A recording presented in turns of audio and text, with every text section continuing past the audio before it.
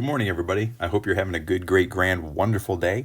I've been really impressed with the way that you have all handled this week with what we're talking about, and that is trig graphs. I've just been able to kind of give you a table and say, fill out this table and go ahead and plot the points and see what you find. And so far, you've done that really well. And I've been impressed. And so what I want to do right now is try to have, as much as I can, a conversation, I wish it were, about this information and hopefully try to pull all the pieces together.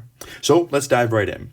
The first one we're going to talk about is we're going to talk about y equals sine x, or the graph of the sine function, or some people might call it the sine wave. And you probably saw why they would call it that, the sine wave.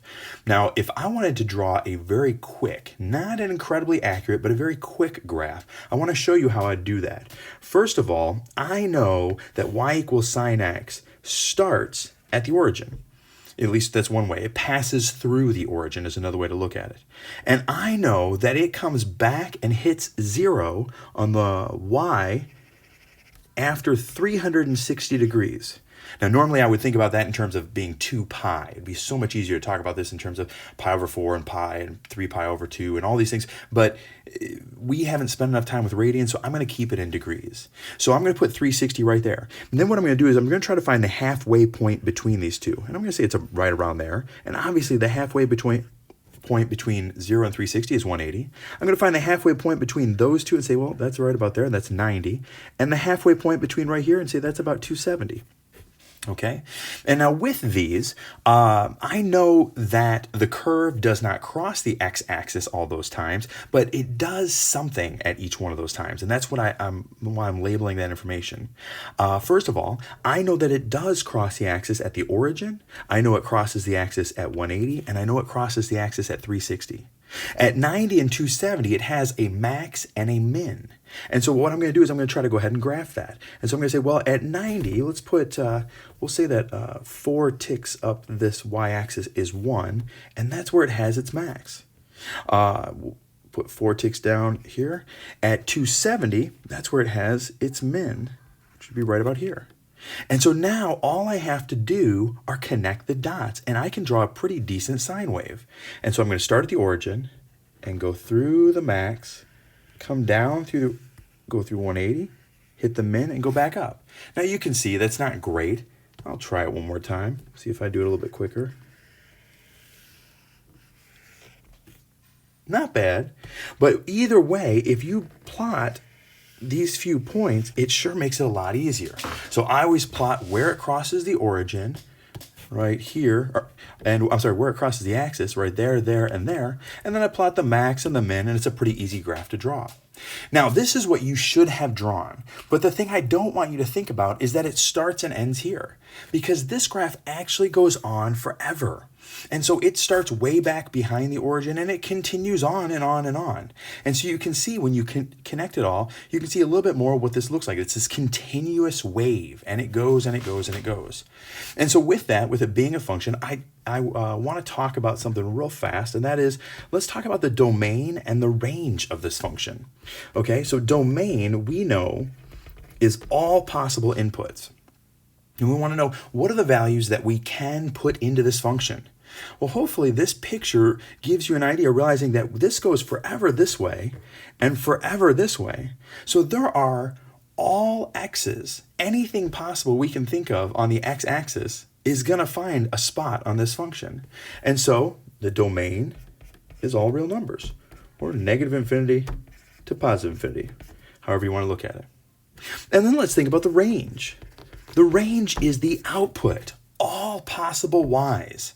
Now, before people jump too fast and go, oh, well, all possible y's, that must be all real numbers as well. Well, that's not the case.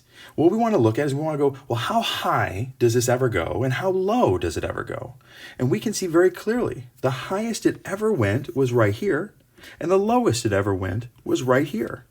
And it always oscillates between those two values. So the range is everything from -1 to 1, including those two. Domain is all real numbers. Range is -1 to 1, including -1. Pretty simple. Okay, let's take a look at cosine. Now, cosine looked radically different, and yet it's really funny because it's almost the exact same function. But as you drew cosine, you probably thought this doesn't even look anything like sine. While I look at sine, a lot of times I see this as some kind of weird S, you know, but with cosine, it looks more like a U. And so if I'm going to go ahead and graph this, let me move this just a little bit so it lines up with my lines. Put it right there.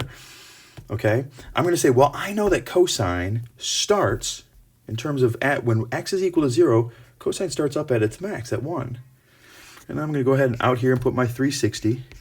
Try to divide that by 2 and cut it in half. Say, right here's my 180, and then there's my 90, and there's my 270.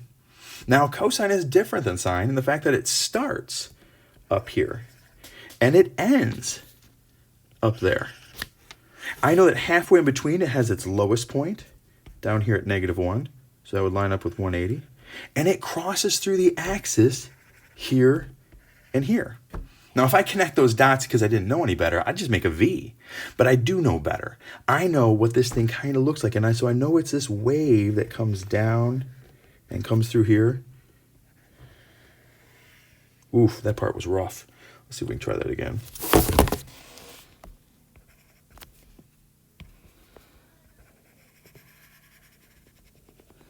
Looks something like that. It's not perfect, but it's something. And so a lot of times people say, well, the cosine looks like a U. And there's some truth to that. But again, we're only looking at a small portion of the picture. We need to see the whole thing. If we looked at the entire cosine graph, we would see this. Now, there's that U we just created right here. Okay? But this thing goes on and on and on. And so isn't it amazing? If you look at that, and then look at the sine wave, and look at that, and look at the sine wave, you would think that they're the exact same function. One is kind of starts in a different spot. This one starts at the origin, and this one up here starts up above the origin. Okay? Well, let's, again, since we're talking about functions, might as well get to the domain and range. And so we say, well, what's the domain? Domain is all possible inputs. Well, as we can see from this graph, again, this thing goes on forever that way, forever that way. And so domain, all possible inputs would be all real numbers. Negative infinity to positive infinity.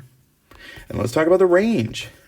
Oh, good news. As we look at this, or as we look at ours, we see it never goes higher than here, and it never goes lower than here. And so our range is the same as sine. -1 to 1, including those values. All right. Now, it's funny because, like I said, they do look a lot alike. Well, look what happens if you put them on the same graph. This is what you would get. Here is y equals cosine x and y equals sine x on the same graph. So my question is, can you tell which is which? That's something I would like you to answer. All right. Moving on. There's if you look online or on YouTube or there's all sorts of interactive ways where you can see these functions drawn. And here's one right here, okay, that shows you where these values are coming from. I want you to kind of look. Notice that this y that we're following right here in red, that one is constantly measuring the y right here, okay? It's constantly measuring how far apart, how far up that green dot is above the x-axis. To do cosine, they're measuring x. And so they had to kind of curve it around here, and it looks a little bit weird, but you can see that that is y equals cosine x and y equals sine x right there. All right, last thing for us to talk about today is tangent. And hopefully, if you noticed nothing else from yesterday, you noticed tangent is weird, okay? And why is tangent so weird? Why isn't it not this nice sine wave or cosine wave? Why is tangent so weird? And part of the reason is because we got to remember that tangent, if we'd say y equals tangent x, tangent was really sine over cosine. So now we're dividing a function by another function. And so that makes it weird, all right? And the fact that this can sometimes equal 0, well, we can't divide by 0. So if this is sometimes equal to 0, then we're going to have undefined points on our graph, which makes it even more weird, okay? So let's talk about how to draw tangent real quick. Well, I'm going to go ahead and put way out here. Let me erase some of these.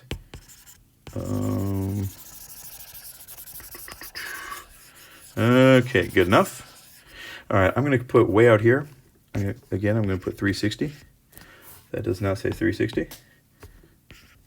And then halfway, that's 180. Halfway, that's 90. Halfway, that's 270. Okay, Now, I know that what happens is tangent crosses through the origin. And as it works its way towards this 90 degrees right here, it never gets there. Why is that?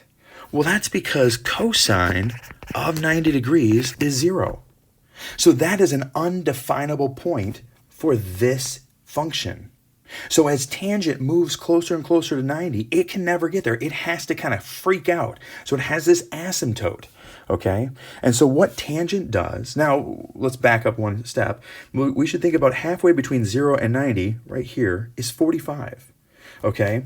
And I don't know if you guys know this, but the tangent of 45 degrees is equal to 1. And so we'll say 1 is right about here. And so we can put a point right here. We know it crosses through the origin, and we know it goes through that point. And then after that, what it does is it just kind of freaks out, and it goes up forever and ever and ever,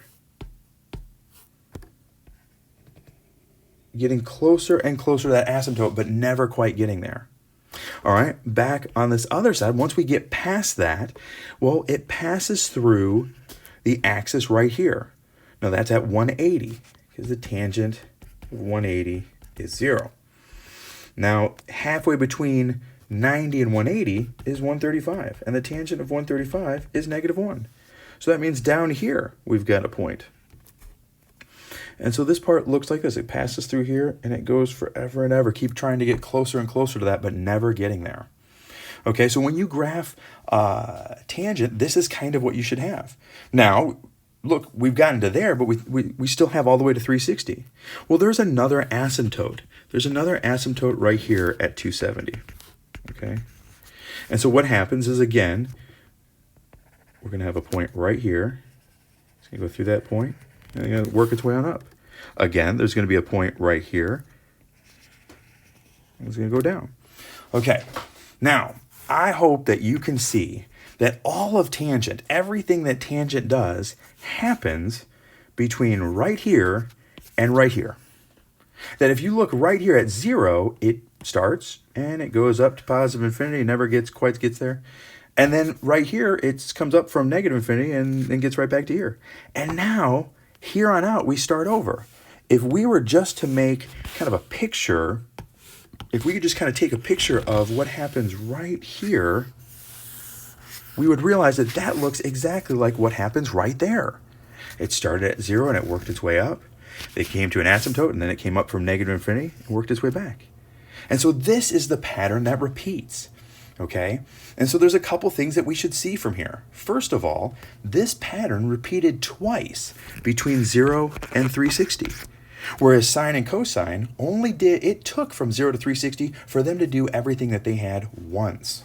Okay, and that gets us into an idea called period. And we're going to talk about that in just a second. But either way, if I look up what tangent looks like, they say, hey, it looks like this. Because they don't want to cut it into the two parts that I have right here. So they look at it from negative 90 degrees, that's what that is right there, to positive 90 degrees.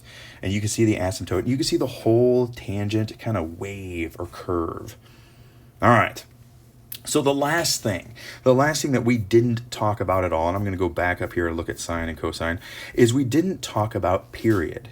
When I look at this, the period of this function, meaning how long does it take to repeat all of the values that you would see? And that makes sense. Think about this curve going on right here. It keeps doing, after this circle, after we've gone around the circle, this unit circle, one full time, 360 degrees, or 2 pi, then it just repeats. And so what is the period? Well, that's simple, okay? The period is 2 pi, or 360, since we've done everything in degrees. Meaning that after you go 360 degrees, you're just going to see the same thing over and over. Think about cosine. The same thing. What's the period?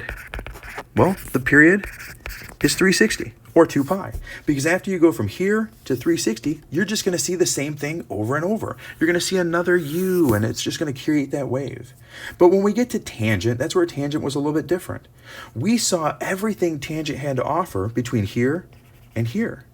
So that means that the period of tangent is actually 180, or pi, which makes it a little bit different. I hope this video has helped bring some things and some oddities and some weirdness about this and bring it all together. Guys, if you understand nothing about this, then you're in a good spot, because I don't understand how this works. There's so much complexity here. If you want to talk about crazy, this right here, remember what cosine and sine actually are. They're trigonometric functions. They have an input of an angle and the output of the ratio of two sides of a right triangle. But yet these graphs, these curves, are the same graphs that we have for weather patterns, tidal waves, financial patterns. These dictate how we see the sun come up and down and the moon. And there is so much here because we serve a good God who has put this kind of stuff everywhere. And so it is amazing to see all the things that these connect. I hope you all have a good, great, grand, wonderful day and an awesome weekend. Talk to you later.